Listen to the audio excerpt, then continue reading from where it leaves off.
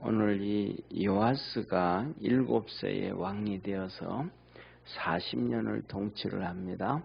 40년을 통치를 하지만 결국은 47세에 죽는다는 거잖아요. 그죠? 그러니까 뭐 장수하지는 않았어요. 사실 47세까지 살았으니까. 그런데 오늘 여기에 이제 열왕기에서 보면 역대기와 열왕기에는 조금 차이가 있지만은 열왕기에 보면 이 40년 동안 이렇게 하나님께서 인정하신 것, 예를 들면 성경에 기록되어졌다 이런 것은 하나님이 인정해줬다라고 얘기하는 거잖아요. 그 인정해주는 거는 오늘 이거 하나밖에 없어요. 성전 수리한 거. 나머지는 없어요. 그리고 이제 이어서 우리가 내일 이제 17절에서 21절까지 보는데 거기서 이제 그 부분은 이제 전쟁에 대한 얘기거든요. 왕이 누구든지 이제 전쟁을 하게 되어지는데 40년 동안 요새는 쉽게 말하면 미국이 전 세계를 관리를 하니까 전쟁이 사실은 많이 일어난 게 아니거든요. 그러니까 미국이 관리를 안 하면 계속해서 전쟁이 일어나는 거죠. 예를 들면 2차 세계대전 끝나고 우리나라가 이렇게 독립을 하잖아요. 그렇죠? 우리나라가 독립을 하고 난 다음에도 이 세상에서는 전쟁이 몇 개의 전쟁이 있었습니다. 그 중에서도 첫째로는 보면 6.25 사변 끝나고 난 다음에도 6.25 사변 끝나고 난 다음에도 우리가 잘 아는 것은 뭐 이스라엘과 아랍과의 전쟁도 있었고, 그 90년대에 미국과 이라크 이 가다피와의 전쟁도 있었고, 뭐 이런 전쟁이 있었지만 그런 것들은 우리가 잘 알고 있지만 다른 전쟁들은 뭐 이 아프리카의 내전이라든지 뭐 소말리아의 내전이라든지 뭐 이런 것들은 잘 안 나오지만은 특히 6.25 사변 끝나고 난 다음에 중국이 계속해서 전쟁을 일으켜요. 그래서 중국이 전쟁을 일으켜 가지고 티벳도 삼켜버리고 그다음에 그다음에 이 신장 위구르라고 하는 키르기스탄 그쪽도 정복해 가지고 다 땅을 넓혀가고 전쟁을 한단 말이에요. 그런데 이 미국이 관리를 안 했더라면 이 세상에서는 정말로 상상을 초월할 정도로 더 많은 전쟁이 일어났을 거예요. 또 우리나라 같은 경우에도 미국이 6.25 사변 끝나고 난 다음에 미군이 주둔을 하고 있으니까 전쟁이 안 일어났지, 미군이 주둔을 안 했더라면 전쟁이 심각했을 거예요. 지금 러시아하고 우크라이나 전쟁이 있잖아요. 그런데 그것도 그런 얘기를 해요. 미군이 우크라이나에서 뭐 적게는 100명, 뭐 한 200~300명만 우크라이나에 주둔만 했고 있었어도 전쟁은 안 일어났었다. 그렇게 얘기하는 학자들이 거의 대부분이에요. 그러니까 미군이 전쟁을 그리고 그다음에 또 지금도 똑같이 미군이 우리가 전쟁에 개입하겠다 하고 미군이 들어가 버리면 전쟁이 금방 끝난다는 거예요.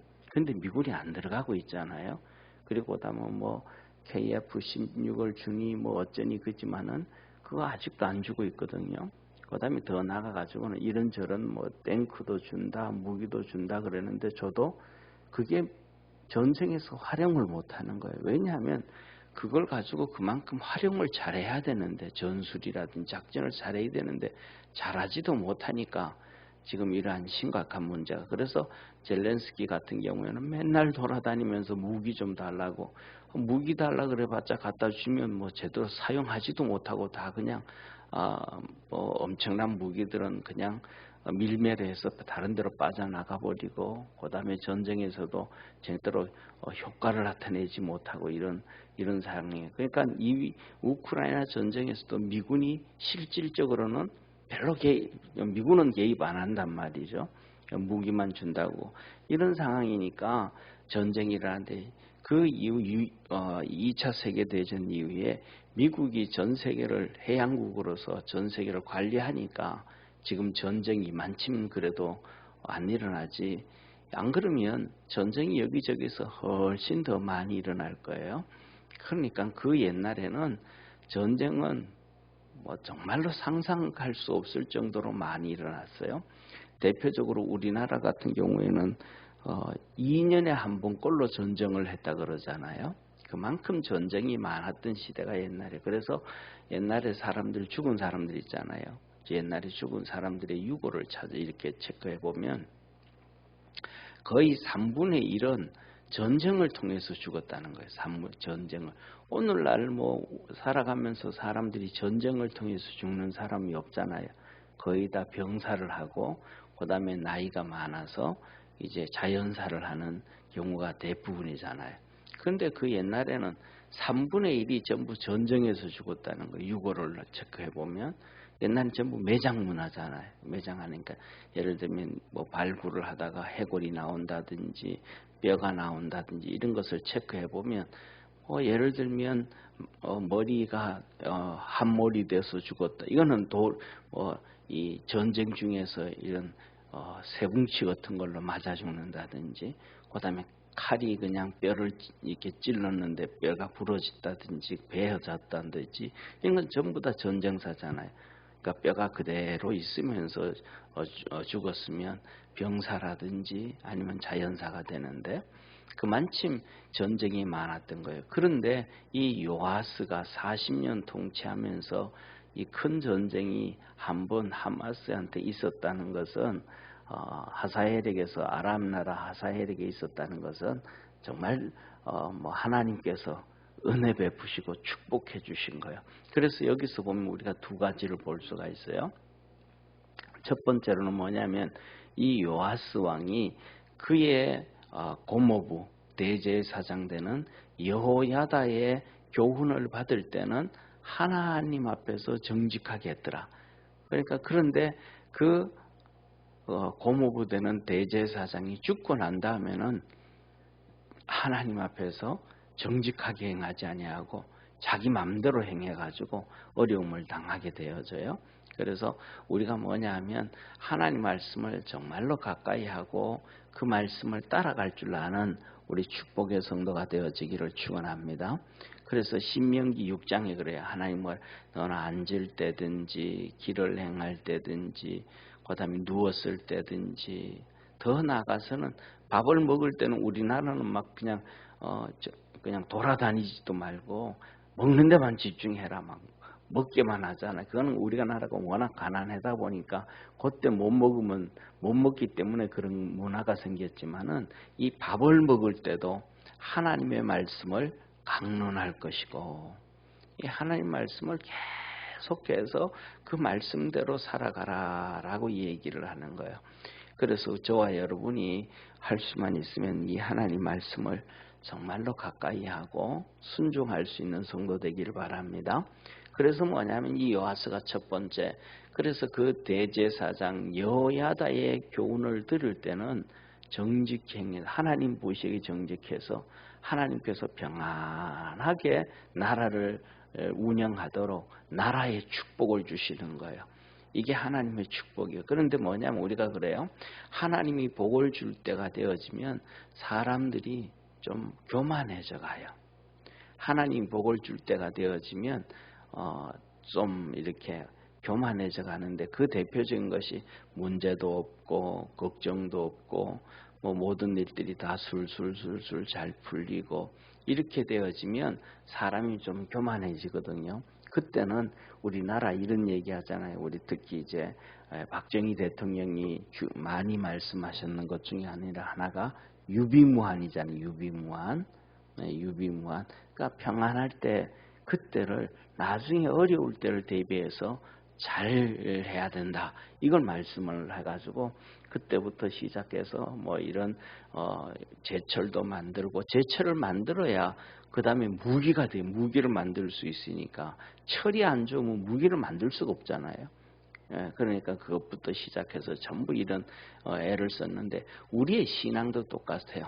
하나님께서 우리가 믿음으로 열심히 달려갈 때 우리에게 평안을 주시고 축복해 주실 때는 우리가 그것을 또 돌아봐야 돼요. 돌아보면서 어떻게 하면 하나님 앞에서 믿음으로 더 잘 살아갈 수 있을까? 교만해지지 말고 믿음으로 무장할 수 있는 우리 축복의 성도가 되기를 바랍니다. 그래서 이 요아스 왕이 그 하나님의 그릇을 바라보면서 하는데 하나를 더 했더라면 참 좋았을 텐데 그 평안함을 줄 때 아직도 완전히 하나님 앞에 서 있지는 않았거든요. 산당마다 우상 숭배하던 산당들도 있고 여러 가지 이런 것들이 많은데 그런 것들을 제거했더라면 좋았을 텐데 그런 것들을 제거하지를 않은 거예요. 그냥 놔둔 거예요. 그러니까 세상 말로 하면 옥의 티였죠. 그죠? 그 옥의 티가 사실은 나중에는 항상 문제가 되어진단 말이에요. 우리가 이렇게 살아가다 보면 다 괜찮은데 뭔가 하나가 끝에 이렇게 좀 찜찜한 게 있을 때가 있어요. 이 찜찜한 게 있을 때가 있는데 그게 항상 문제가 되는 경우가 많아요. 근데 그것을 정리하고 나면 더 좋은데 그런 걸 못한단 말이에요.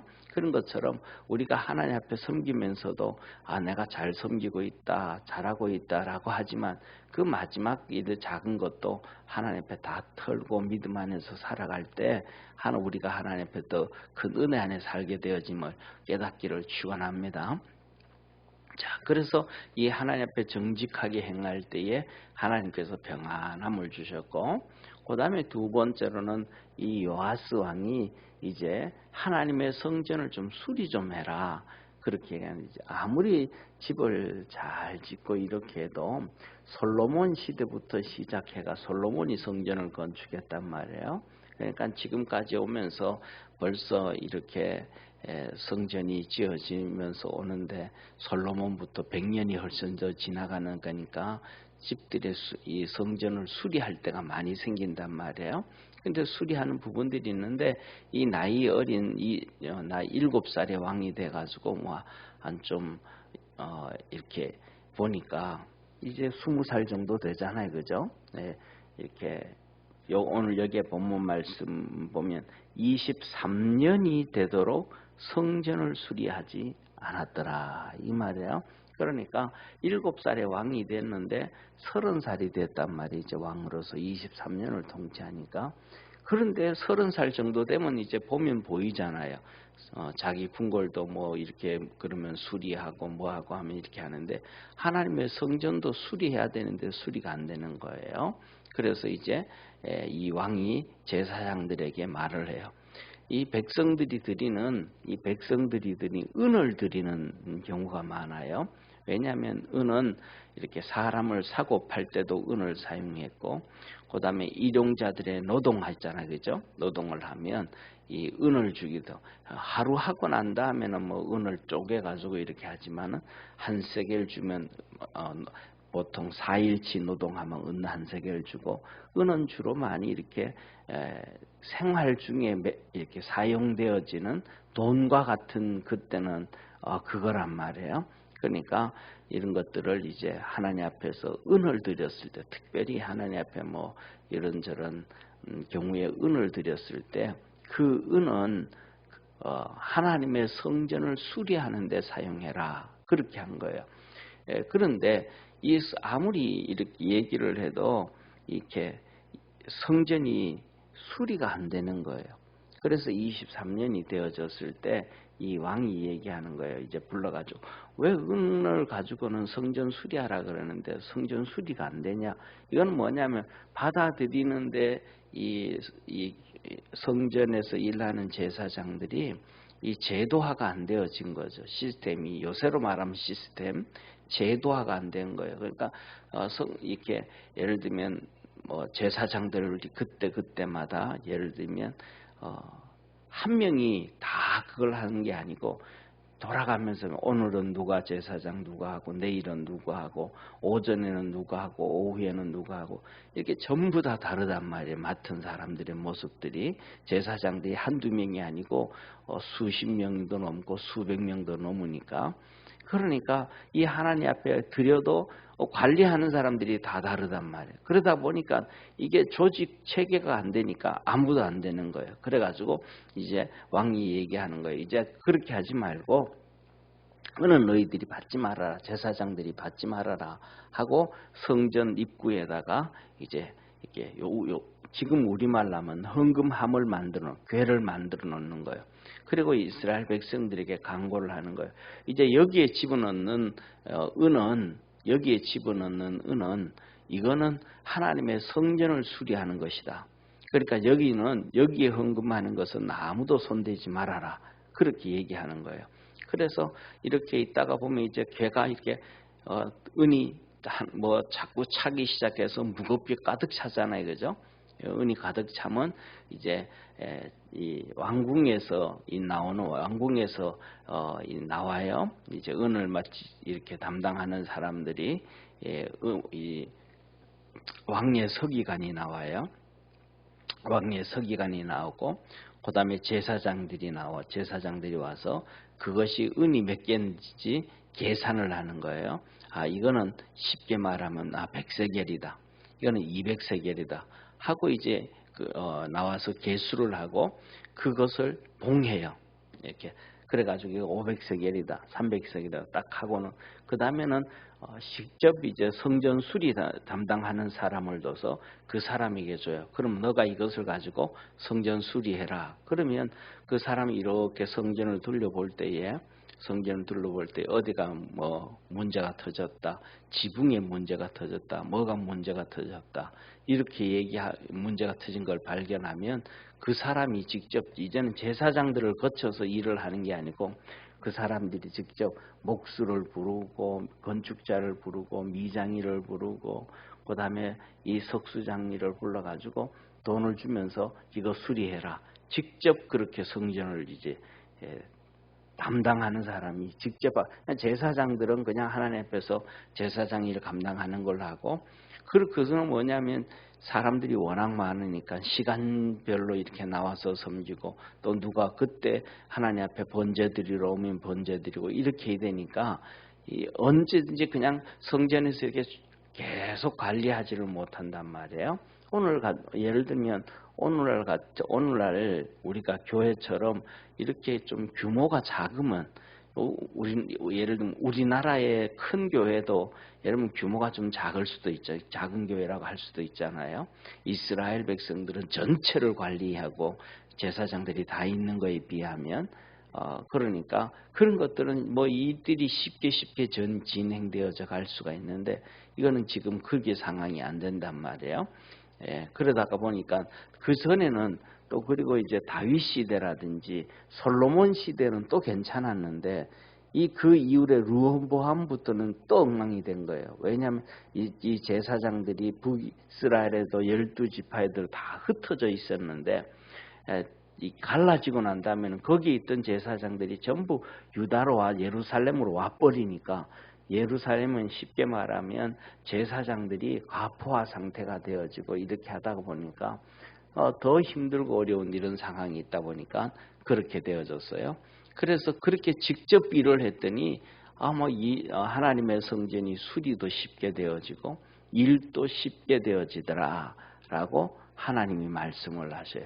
그래서 이 한 가지 첫째로는 요아스 왕이 하나님의 말씀을 잘 지켜갔더니 하나님께서 그에게 평안함을 주셨고 그때 그 다음에 두 번째로 그가 하나님의 성전을 수리하고 했을 때 그것은 하나님께서 잘했다 칭찬되어지는 하나님의 이 상으로 축복이 되어졌다라는 사실이에요. 그리고 그가 40년 동안 통치하면서 이렇게 하나님이 잘했다라고 기록하는 건 두 가지밖에 없어요. 40년을 통치하면서도 그것밖에 없다라는 사실이에요. 그리고 더 나아가서는 어떤 왕들은 북이스라엘이라든지 남쪽 유다 왕들도 하나님이 말씀을 하시기를 7년을 통치를 하든지 2년을 통치를 하든지 20년을 통치를 하든지 40년을 통치하든지 그냥 두 줄로 끝나는 경우도 많아요. 그는 여호와 보시기에 악을 행하였고 그 다음에 몇 년을 통치하고 죽어 열조에게로 돌아갔더라. 이런 식으로 간단하게 하나님 앞에서 하나님을 위해서라든지 자기가 천국을 위해서라든지 헌신되어진 모든 것들이 하나도 없다라는 것을 기록하는 왕들도 많아요. 그것을 우리가 이렇게 돌아보면 우리도 하나님 앞에서 평생 살아가지만은 잘했다 그런 것들이 적을 수도 있고 또 없을 수도 있다. 그래서 우리가 우리 자신들을 돌아보면서 하나님 앞에 갔을 때 남길 수 있는 그러한 믿음의 성도가 되기를 주의 이름으로 축원합니다. 그리고 마지막으로 이 제사장들도 그렇고 그 사람들도 사실은 먹고 살아야 되니까 이 요아스 왕이 속건제와 속죄제 때 드려지는 은은 그거는 성전 수리하지 말고 제사장들에게 줘라라고 얘기를 해요. 그 이유는 한 가지예요. 속죄제는 1년에 한 번 대속제일에 1년에 한 번이니까 그런 거고, 그 다음에 속건제는 물건에 대한 잘못을 했을 때 도둑질을 한다든지, 그 다음에 내가 죄인으로서 또 피 묻은 손으로 이렇게 물건을 만져서 그것이 또 죄가 되게 한다든지 했을 때 그때 그 하나님 앞에 드려지는 은은 제사장들에게 돌리고 나머지 모든 것들은 성전 수리에 사용을 했다. 그렇게 말씀합니다. 그래서 오늘날도 우리가 이런 것들을 보면서도 우리 성도들이 매달마다 또 때에 따른 매주마다 적든지 크든지 건축헌금을 하잖아요. 그게 바로 오늘 여기에 나오는 요아스가 성전 수리를 위해 가지고 이렇게 은을 모아서 하나님 앞에 드리고 수리하게 했다라는 것과 일맥상통합니다. 그래서 저와 여러분은 오늘 이 요아스 왕을 통해서 첫째 하나님 말씀을 쫓아가서 평안함이 있기를 바라고, 이 평안함이 있을 때 또 하나님 앞에서 내가 어떻게 축복을 계속해서 받을 수 있을까, 또 하늘나라와 천국을 위해서 주님을 위해서 내가 어떻게 살아갈 수 있을까 고민할 수 있는 우리 축복의 성도 되기를 축원합니다. 기도하겠습니다. 전능하신 하나님 아버지, 하나님은 요아스 왕이 7살의 왕이 되어서 40년을 통치하는 동안 그의 고모부 여호야다 대제사장이 살아있을 때는 하나님의 교훈을 잘 받아서 하나님 앞에서 정직하게 행하였다라고 칭찬을 해 주었습니다.